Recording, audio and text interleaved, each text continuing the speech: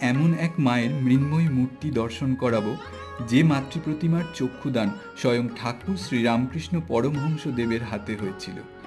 হুগলি জেলার পশ্চিমাংশে কামারপুকুরের ধর্মপ্রাণ ও প্রজাদরদী জমিদার ছিলেন ধর্মদাস লাহা। তাঁর ও আরও এক জমিদার সুখলাল গোস্বামীর ঐকান্তিক চেষ্টায় ঠাকুরের পিতা ক্ষুদিরাম চট্টোপাধ্যায় সপরিবার দেরিয়াপুর থেকে কামারপুকুর চলে আসেন ও বসবাস শুরু করেন। লাহাবাবুর বড় মেয়ে প্রসন্নময়ী বালক গদাধরকে কৃষ্ণজ্ঞানে দেখতেন। বালক গদাধর একবার লাহাবাবুদের দুর্গাদালানে অনুষ্ঠিত দুর্গাপুজোয় দুর্গা প্রতিমার চোখ এঁকেছিলেন।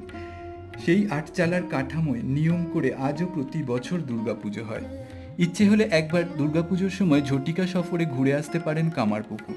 মায়ের চিন্ময় রূপ দর্শন করে পাশেই রামকৃষ্ণ মিশনে অন্নভোগ গ্রহণ করে একদিনেই ফিরে আসা যাবে। কলকাতা থেকে ট্রেনে বা ব্যক্তিগত যানবাহনে খুব বেশি সময় লাগে না।